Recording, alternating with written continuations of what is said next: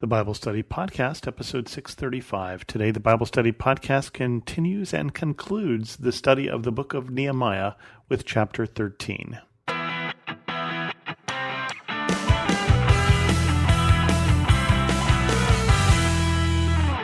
Welcome to the Bible Study Podcast. I'm your host, Chris Christensen. Nehemiah is going to wrap things up so that he can return to his job. Remember, he was the cupbearer of the king when all of this started, when he first heard about the plight of the people in Jerusalem, and God moved his heart such that he came. Now he's going to do some additional reforms, and then we're going to wrap this up. Chapter 13. On that day, the book of Moses was read aloud in the hearing of the people, and there it was found written that no Ammonite or Moabite should be admitted into the assembly of God, because they had not met the Israelites with food and water, but had hired Balaam to call down a curse on them. Our God, however, turned the curse into a blessing. When the people heard this, they excluded from Israel all who were of foreign descent.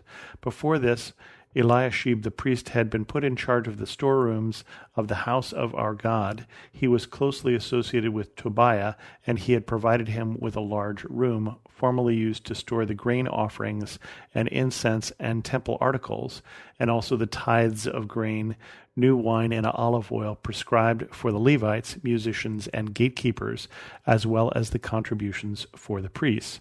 But while all this was going on, I was not in Jerusalem, for in the 32nd year of Artaxerxes, king of Babylon, I had returned to the king. Sometime later I asked his permission and came back to Jerusalem. Here I learned about the evil thing Eliashib had done in providing Tobiah a room in the courts of the house of God. I was greatly displeased and threw all Tobiah's household goods out of the room. I gave orders to purify the rooms, and then I put back into them the equipment of the house of God, with the grain offerings and the incense. I also learned that the portions assigned to the Levites had not been given to them, and that all the Levites and musicians responsible for the service had gone back to their own fields. So I rebuked the officials and asked them, "Why is the house of God neglected?" Then I called them together and stationed them at their posts. All Judah brought the tithes of grain, new wine, and olive oil into the storerooms.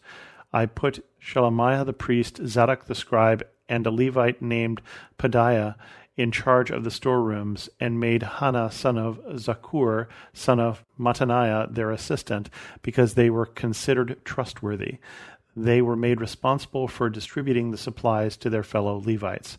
Remember me for this, my God, and do not blot out what I have so faithfully done for the house of my God and its services. In those days I saw people in Judah treading wine presses on the Sabbath and bringing in grain and loading it on donkeys, together with wine, grapes, figs, and all other kinds of loads. And they were bringing all this into Jerusalem on the Sabbath. Therefore I warned them against selling food on that day. People from Tyre who lived in Jerusalem were bringing in fish and all kinds of merchandise and selling them in Jerusalem on the Sabbath to the people of Judah. I rebuked the nobles of Judah and said to them, "What is this wicked thing you are doing, desecrating the Sabbath day? Didn't your ancestors do the same thing, so that our God brought all this calamity on us and on this city? Now you are stirring up more wrath against Israel by desecrating the Sabbath." When evening shadows fell on the gates of Jerusalem before the Sabbath, I ordered the doors to be shut and not opened until the Sabbath was over. I stationed some of my own men at the gates, so that no load could be brought in on the Sabbath day. Once or twice the merchants and sellers of all kinds of goods spent the night outside Jerusalem. But I warned them and said, "Why do you spend the night by the wall? If you do this again, I will arrest you." From that time on, they no longer came on the Sabbath. Then I commanded the Levites to purify themselves and go and guard the gates in order to keep the Sabbath day holy. Remember me for this also, my God, and show mercy to me according to your great love. Moreover, in those days I saw men of Judah who had married women from Ashdod, Ammon, and Moab.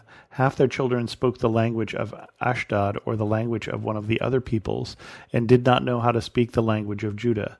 I rebuked them and called curses down on them. I beat some of the men and pulled out their hair. I made them take an oath in God's name and said, "You are not to give your daughters in marriage to their sons, nor are you to take their daughters in marriage for your sons or for yourselves. Was it not because of marriages like these that Solomon, king of Israel, sinned? Among the many nations there was no king like him. He was loved by God, and God made him king over all Israel, but even he was led into sin by foreign women. Must we hear now that you two are doing all this terrible wickedness and are being unfaithful to our God by marrying foreign women? One of the sons of Joiada, son of Eliashib, the high priest, was son-in-law to Sanballat the Horonite, and I drove him away from me. Remember them, my God, because they defiled the priestly office and the covenant of the priesthood and of the Levites. So I purified the priests and the Levites and everything foreign and assigned them duties, each to his own task. I also made provision for contributions of wood at the designated times and for the first fruits. Remember me with favor, my God. I couldn't help think when I was reading this chapter how so familiar so many of these things are.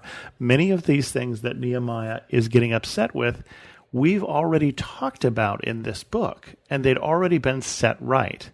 And this reminds me of the theme of the book of Judges, where God would raise up a judge when Israel was oppressed, and everything would fall back into place, and Israel would become obedient. But then when the judge died, they would go back to the ways of the people around them.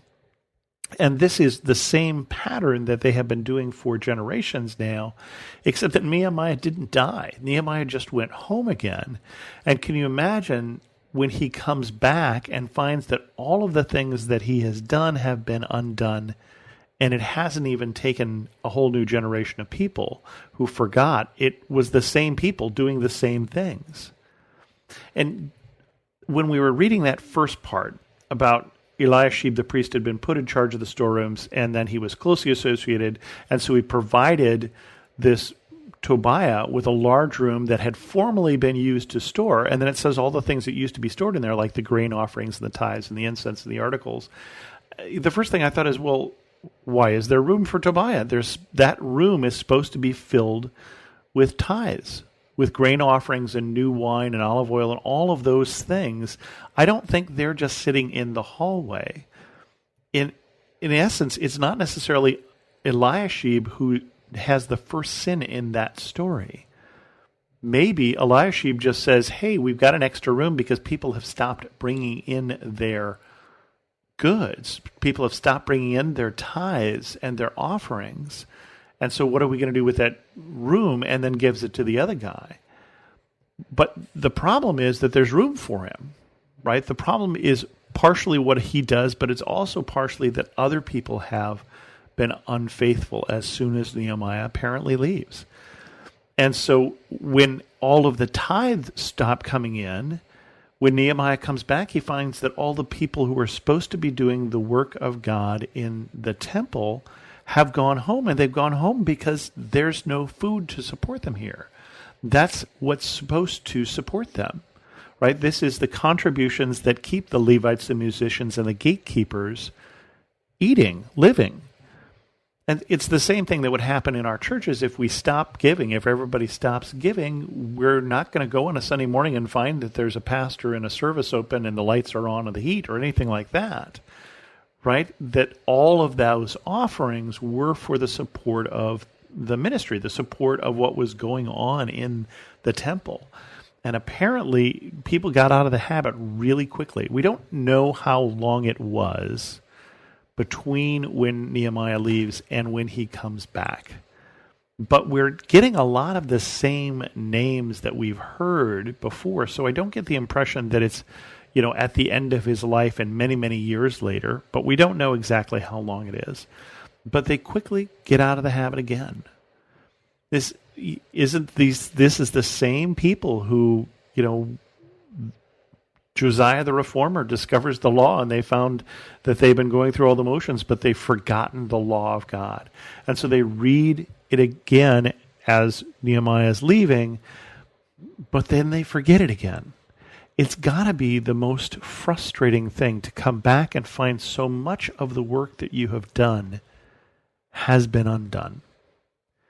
it doesn't take that long for us to get out of the good habits of doing the things the way that Nehemiah told us in this case, or doing the things that Jesus told us, or that the Bible tells us in our case.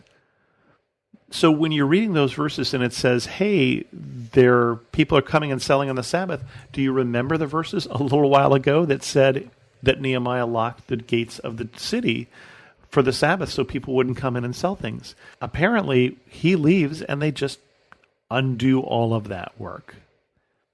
And so Nehemiah has to be frustrated, but he doesn't come back and curse them all. He doesn't come back and dust off his sandals. He comes back and he does it again. He sets up all of these things and finds the people that can be trusted and puts them in charge. And hopefully, I believe that we'll find that people got better at doing these things, but we're about to enter into the intertestamental period where you won't find those verses that would tell us that in the Old Testament. You would find them in some of the intertestamental books like Maccabees and such. But with that, we're going to end this episode of the Bible Study Podcast, and we're going to end this study of Nehemiah.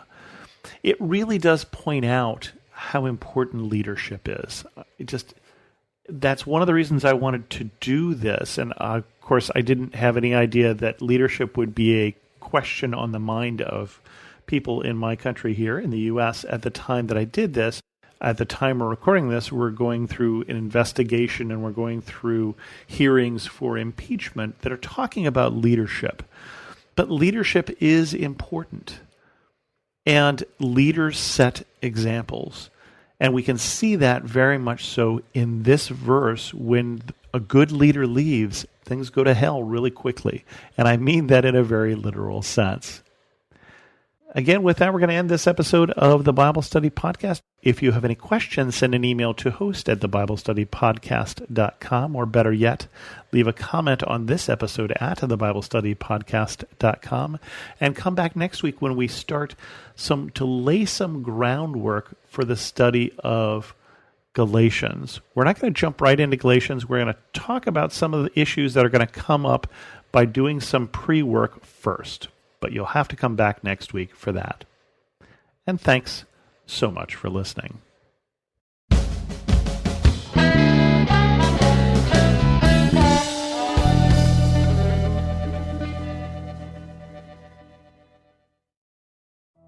Hey, I'm Jeff King, the president of Persecution.org and the host of Faith Under Fire, where we examine threats to the faith and the transformative spiritual lessons of the persecuted church. If you're a deep Christian looking for life-changing content or just trying to make sense of political attacks on the faith, come listen to Faith Under Fire.